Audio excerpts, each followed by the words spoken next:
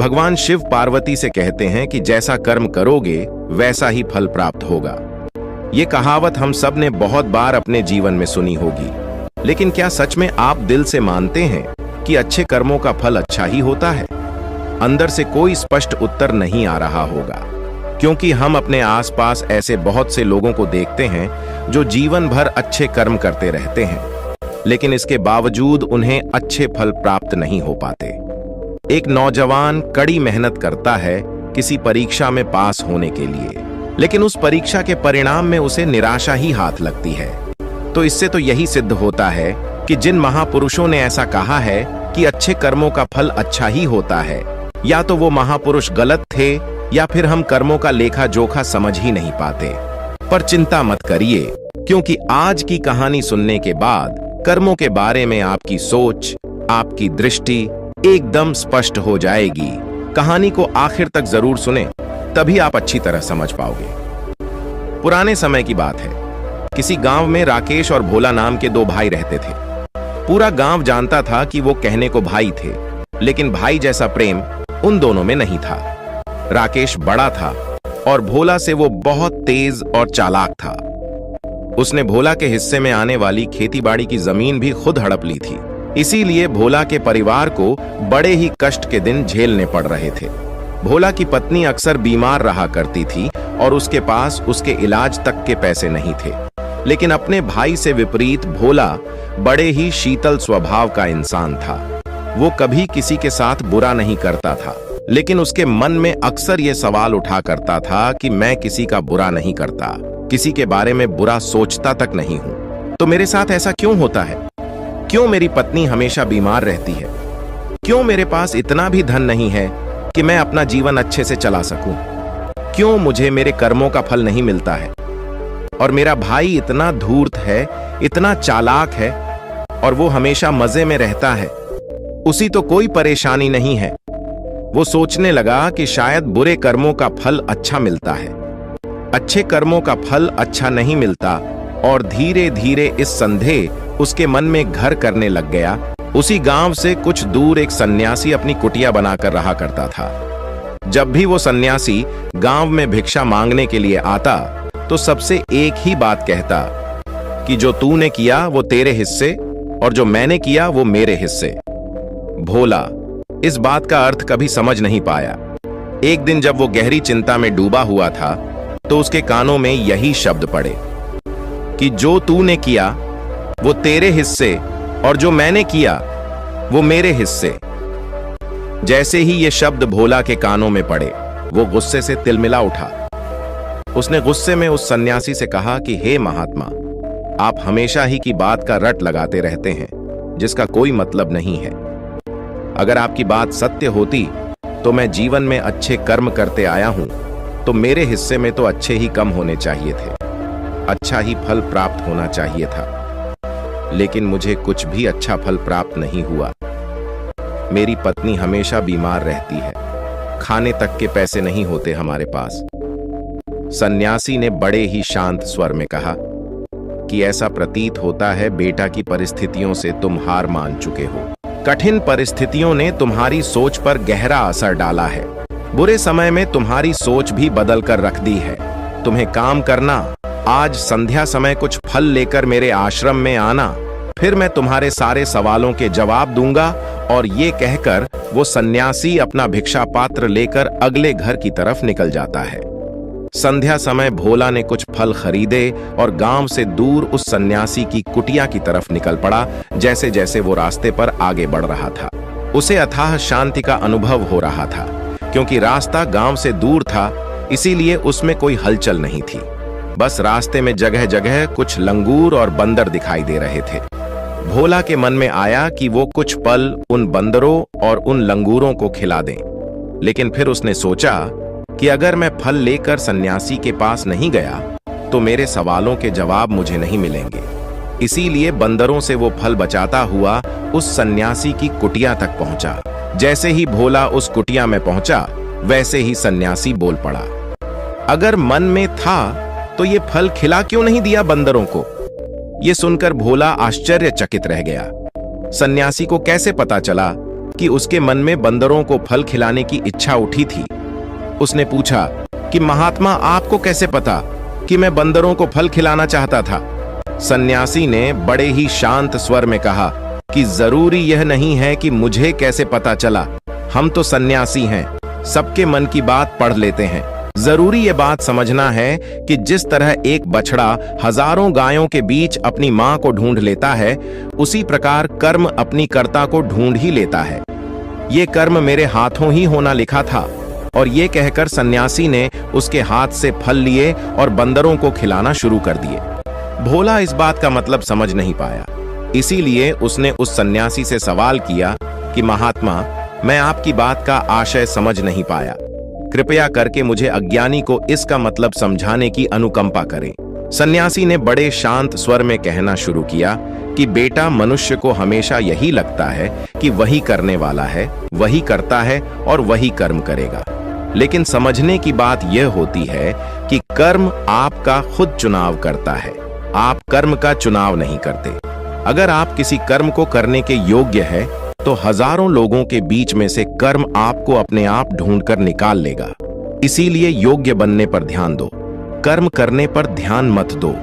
अगर तुम सिर्फ कर्म करने पर ध्यान दोगे तो कभी योग्य नहीं बन पाओगे। योग्य बनने के लिए जिन कर्मों की आवश्यकता होती है, पहले उन छोटे छोटे कर्मों को करना शुरू करो, और जब तुम योग्य बन जाओगे तो बड़ा कर्म या कहें कि मुख्य कर्म या फिर जिस कर्म के लिए तुम बने हुए हो, वो कर्म तुम्हारे पास खुद चल कर आएगा। उदाहरण के लिए तुम इन बंदरों को देखो। इन बंदरों ने छोटे छोटे कर्म करके पेड़ों पर चढ़ना सीखा, गुलाटियां लगाना सीखा, और इसी प्रकार छोटे छोटे कर्म करते हुए ये मुझ तक पहुंच गए, और मुझ तक पहुंचने के बाद इनके पास इनका खाना खुद ही पहुंच गया। इसीलिए अपनी रोजमर्रा की जिंदगी में छोटे छोटे कर्म करते हुए अपने आप को योग्य बनाते जाओ, और जब तुम योग्य बन जाओगे तो अपने आप बड़ा लक्ष्य तुम्हें प्राप्त हो जाएगा। सन्यासी ने अगला कथन कहना शुरू किया, जो कि बहुत ही जरूरी था। ध्यान लगाकर सुनना, अगर तुम योग्य बनने के लिए कर्म नहीं करोगे तो दूसरे लोगों के कर्म भी तुम्हें प्रभावित करने लगेंगे। उदाहरण के लिए तुम्हारी पत्नी कई दिनों से बीमार है। तुम अक्सर यही सोचते हो कि मुझे किन कर्मों की सजा मिल रही है, लेकिन समझने की बात यह होती है कि तुम्हारी पत्नी बीमार अपने कर्मों की वजह से है, तुम्हारे कर्मों की वजह से नहीं है। तुम्हारे कर्म तो अच्छे हैं, लेकिन क्या पता तुम्हारी पत्नी के कर्म अतीत में अच्छे ना रहे हों, जिसकी वजह से वो बीमार हो गई हो, और तुम्हारी पत्नी के कर्मों की वजह से तुम्हें भी दुख झेलना पड़ रहा है। और इसी प्रकार बहुत से मनुष्य अपने बच्चों की वजह से, अपने परिवार की वजह से, इन सब की वजह से खुद दुख झेल रहे होते हैं। लेकिन जरा सोचो, अगर तुम योग्य होते तो तुम अपनी पत्नी का खुद इलाज करवा पाते, उसकी बीमारी दूर करवा पाते, और क्या पता अगर तुम योग्य होते तो तुम्हारा किसी दूसरी स्त्री के साथ विवाह हुआ होता जो स्वस्थ होती, लेकिन तुम योग्य नहीं थे, इसीलिए तुम अपनी पत्नी की वजह से खुद दुख झेल रहे हो। अगर तुम योग्य बन जाओगे तो दूसरे लोगों के कर्म तुम्हें प्रभावित नहीं कर पाएंगे। सन्यासी ने भोला को चेतावनी देते हुए कहा कि याद रखना, भोला आपको वो नहीं मिलता जो आप चाहते हो, बल्कि वो मिलता है जिसके आप योग्य हो। इसीलिए अपनी योग्यता को बढ़ाने पर काम करो, उसके लिए कर्म करो। कर्म का फल पाने के लिए कभी कर्म मत करो। भोला ने सन्यासी से हाथ जोड़कर एक सवाल पूछा कि महात्मा, मुझे यह बताने की अनुकंपा करें कि मैं अपनी योग्यता किस प्रकार बढ़ा सकता हूं ताकि मेरा मुख्य कर्म मुझको खुद ढूंढ सकें। सन्यासी ने बड़े ही शांत स्वर में कहना शुरू किया कि बेटा, इसके लिए बड़े ही सरल सरल उपाय होते हैं। सबसे पहला उपाय है कर्म करके भूलते जाओ। तुम जो भी कर्म कर रहे हो, अपने योग्य बनने के लिए उस कर्म को करने के बाद भूल जाओ। ये मत सोचो कि उससे तुम्हें क्या प्राप्त हुआ। इसीलिए कहा जाता है कि कर्म करो, फल की चिंता मत करो। अगर तुम फल की चिंता करोगे तो वास्तविकता में तुम कर्म कर ही नहीं रहे होंगे। अक्सर मनुष्य की पीड़ा का ये एक बहुत बड़ा कारण होता है। वो सोचता है कि मैं कर्म तो अच्छे कर रहा हूं, लेकिन मुझे फल प्राप्त नहीं हो रहे, और यही पीड़ा उसके मन को ठेस पहुंचाती रहती है, उसको अपने लक्ष्य से भटकती रहती है। किसी कर्म को करने के बाद अपना आकलन जरूर करें, लेकिन फल की चिंता न करें। भोला ने सन्यासी से सवाल किया कि महात्मा, हम अपना आकलन कैसे कर सकते हैं? सन्यासी ने उत्तर दिया कि बेटा, जब भी तुम कोई काम पूरा करते हो तो काम पूरा करने के बाद खुद से ये सवाल पूछो कि क्या इस काम को करते समय तुम्हारा ध्यान इसी काम पर टिका हुआ था? ये तुम्हारा ध्यान कहीं और भटक रहा था? इस तरह तुम खुद का आकलन कर पाओगे कि तुम कितने ध्यान के साथ उस काम को कर रहे थे, और जितने ध्यान से तुम किसी कर्म को करोगे उतनी ही तुम्हारी योग्यता बढ़ती जाएगी। और अगर तुम यूं ही बस पूरा करने के लिए किसी कर्म को करते रहोगे तो उस कर्म से तुम कभी भी योग्य नहीं बन पाओगे। वो कर्म तो पूरा हो जाएगा, लेकिन उसका फल तुम्हें प्राप्त नहीं होगा। इसीलिए अपना आकलन इस प्रकार करो कि तुम्हारा ध्यान वहां पर टिका हुआ था या नहीं था, या तुम्हारे विचार तुम्हें कहीं भटका ले गए थे, और कोशिश करो कि तुम्हारे विचार अगली बार जब तुम ये कर्म करो तो उसी कर्म पर टिके रहे, इधर उधर दूसरी बातों में भटके ना। भोला ने इस पर एक सवाल पूछा कि महात्मा, जब भी हम कोई कर्म करते हैं तो हमारा मन विचारों से ग्रस्त हो जाता है, वो तरह तरह की बातें सोचने लगता है, तो हम किस तरह अपने मन को एक ही कर्म पर टिकाकर रख सकते हैं? इसके लिए कोई उपाय बताएं। सन्यासी ने इसका उत्तर देते हुए कहना शुरू किया कि बेटा, जब भी तुम किसी कर्म को करते समय अपना पूरा भाव उसमें डाल देते हो तो तुम्हारे विचार उसी कर्म पर केंद्रित रह सकते हैं। पूरे निष्ठा, प्रेम और सद्भाव के साथ किया गया कर्म तुम्हारे विचारों को इधर उधर नहीं भटकने देता। विचार तभी तुम्हें दूसरी दिशाओं में बहा कर ले जाते हैं जब तुम उस कर्म को पूरी निष्ठा के साथ नहीं करते, उसमें पूरा प्रेम नहीं डालते, उसमें पूरा भाव नहीं दिखाते।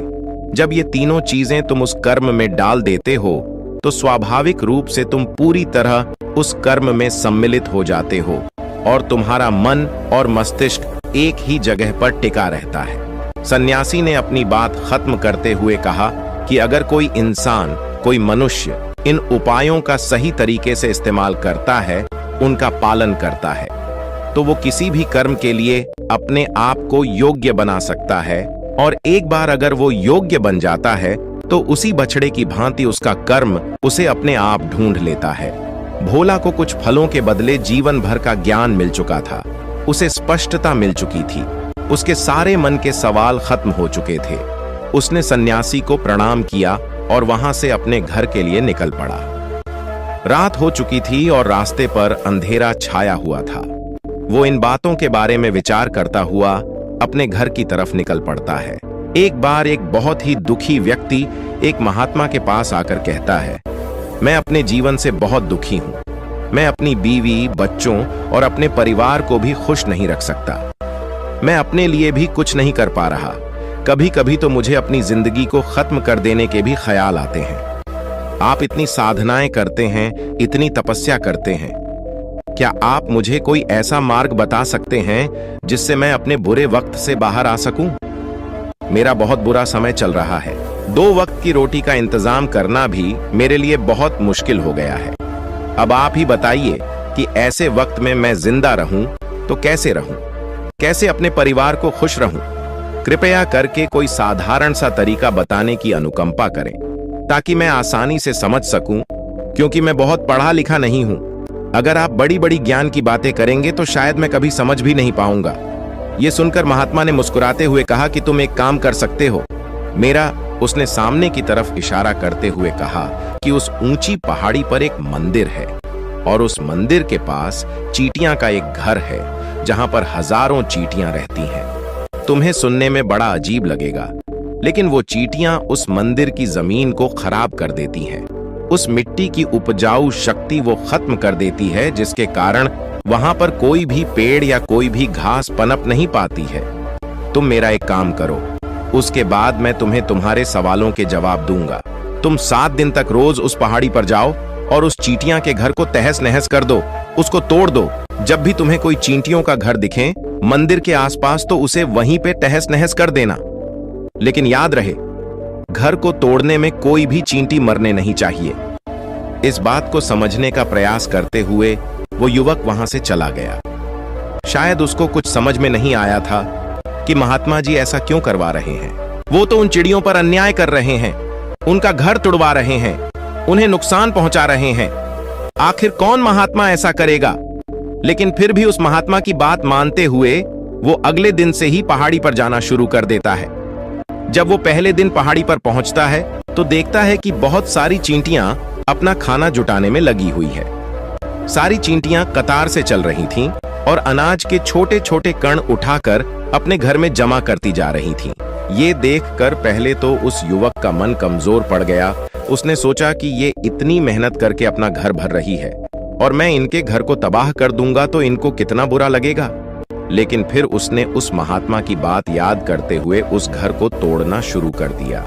जल्द ही चींटियों में हाहाकार मच गया। वो इधर उधर दौड़ने लगी। अभी तक जो कतार में चल रही थी अब वो बिखर गई और इधर उधर अपनी जान बचाने के लिए भागने लगी। थोड़ी देर में घर टूट गया और सारी चींटियां इधर उधर छुपने के लिए भाग चुकी थीं।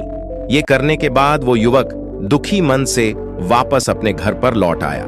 उसका मन परेशान था, दुखी था, पश्चाताप से भरा हुआ था। फिर उसने अपने बिस्तर में रात में लेटे लेटे ही सोचा कि अब तो उन चींटियों का घर तबाह हो चुका है। अब वह वापस जाने से क्या प्रयोजन है?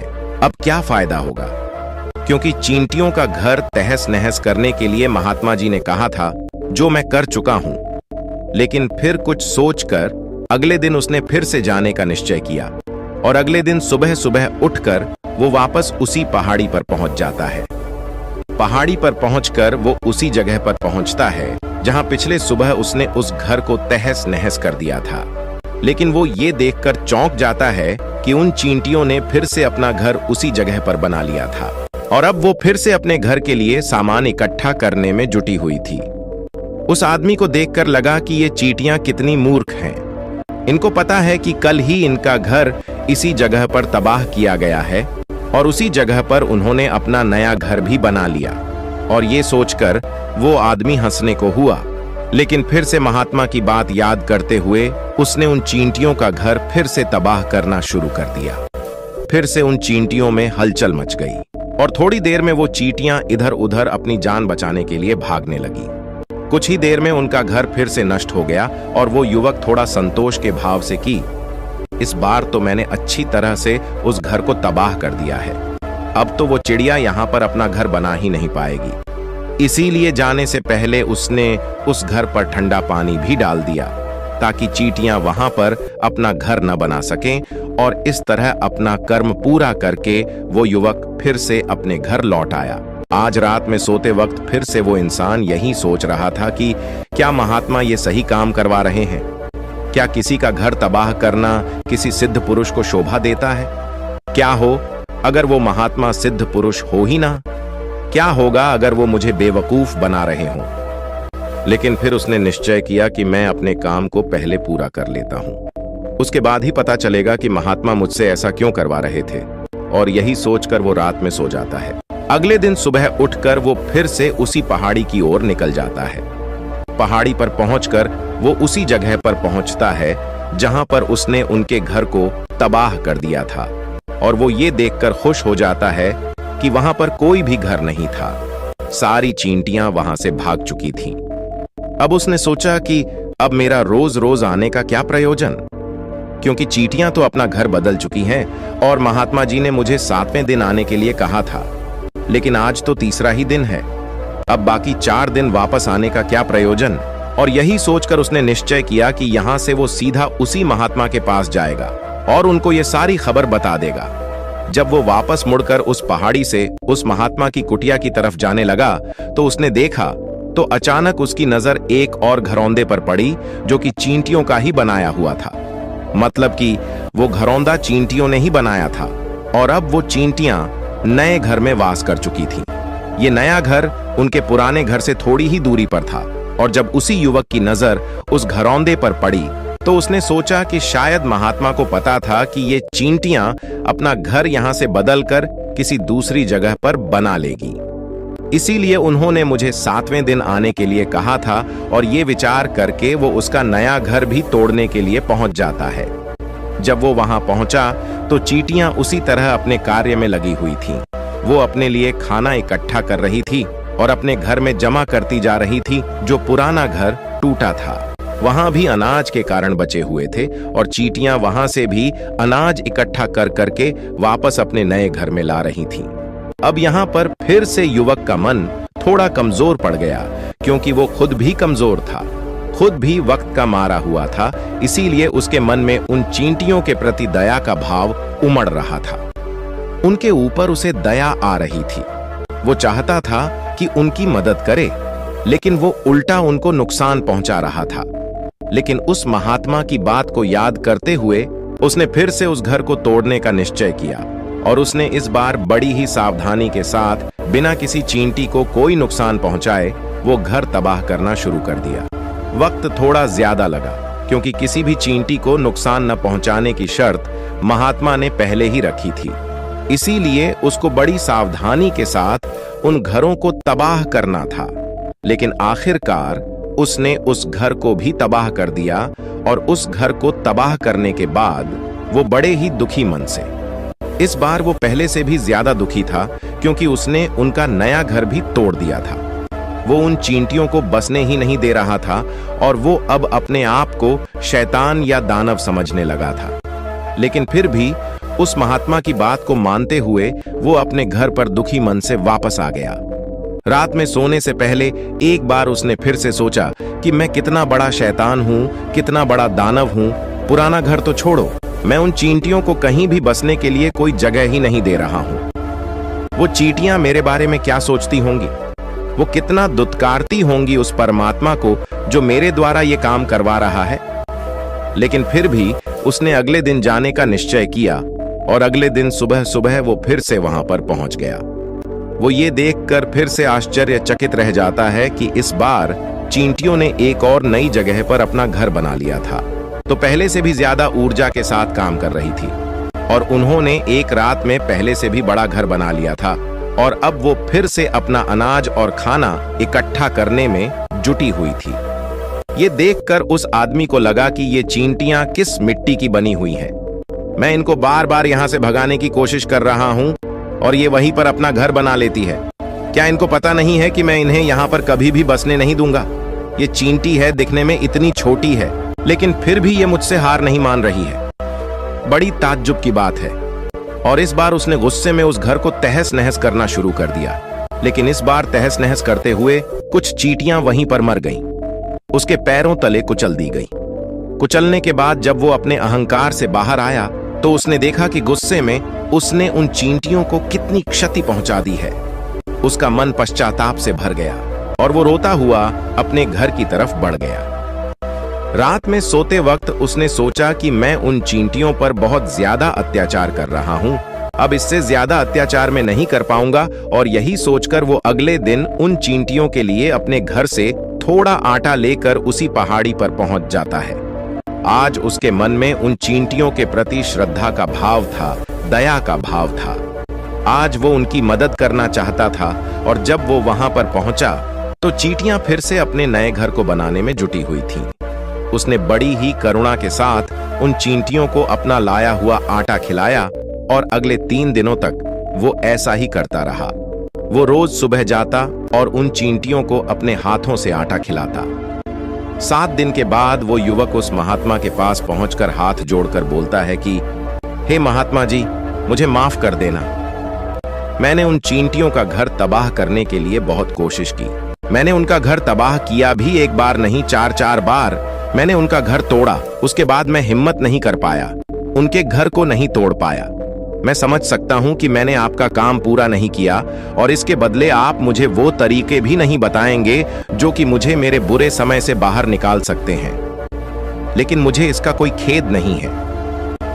मुझे लगता है कि मैंने जो किया वो सही किया, इसीलिए मैं आपसे आज्ञा लेकर वापस जा रहा हूं। कृपया मुझे वापस अपने घर जाने की आज्ञा दीजिए। ये सुनकर महात्मा ने मुस्कुराते हुए कहा कि अरे बेटा, कहां चल दिए? रुको तो सही, जलपान तो कर लो, थोड़ी देर ठहर जाओ, उसके बाद चले जाना। और ये कहकर वो महात्मा उस युवक के लिए पानी लेकर आते हैं। पानी पिलाने के बाद महात्मा उस युवक से पूछते हैं कि तुम मुझे ये बताओ कि आखिर तुम उन चींटियों का घर तबाह क्यों नहीं कर सके? वो चींटियां तो छोटी छोटी हैं और तुम इतने विशालकाय हो। फिर भी तुम उन छोटी छोटी चींटियों का घर तबाह नहीं कर पाए। कहां है तुम्हारी शक्ति, तुम्हारा बाहुबल? इसका जवाब देते हुए उस युवक ने कहा कि हे महात्मा, मैंने उन चींटियों का घर तबाह कर दिया था, बार बार किया था। एक बार तो अपने गुस्से में उन चींटियों को भी मैंने हानि पहुंचा दी थी, लेकिन जिस दिन मैंने उनको हानि पहुंचाई, उसी दिन मेरे को लगा कि मैं इनको क्यों हानि पहुंचा रहा हूं, क्यों इनको इतनी तकलीफ दे रहा हूं, और उसी दिन से मैंने उनको क्षति पहुंचाने की बजाय, नुकसान पहुंचाने की बजाय उनकी सहायता करनी शुरू कर दी। ये सुनकर उस महात्मा ने कहा कि यही तो सीखने की बात है। एक छोटी सी चींटी हमें जीवन का संदेश दे जाती है। मैंने तुम्हें उन चींटियों का घर तबाह करने के लिए नहीं भेजा था, मैंने तुम्हें भेजा था ताकि तुम उन चींटियों से कुछ सीख ले सको। तुम्हें क्या सीख मिली उन चींटियों से, क्या मुझे बता सकते हो? यह सुनकर उस युवक ने पूरी कहानी बयां कर दी।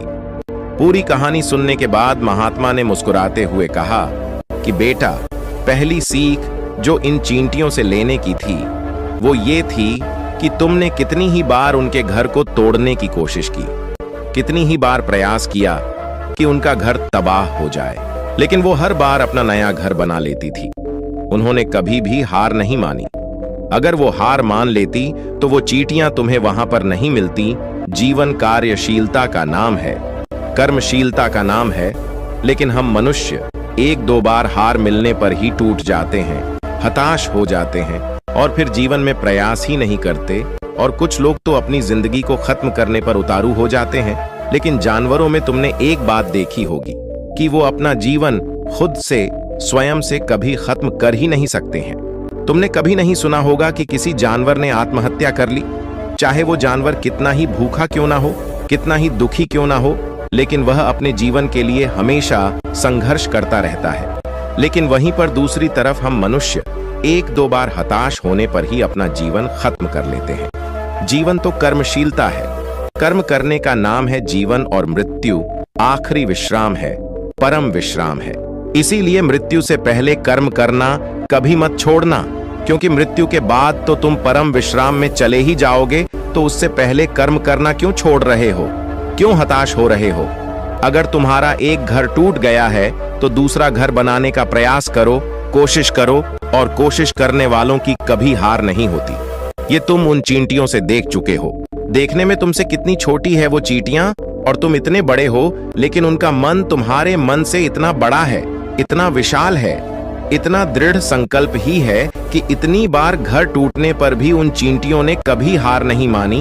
दूसरी सीखी यहां से लेने की थी, वो ये थी कि जब भी हमारे ऊपर बुरा समय आता है, हमें लगता है कि ये समय कभी नहीं जाएगा,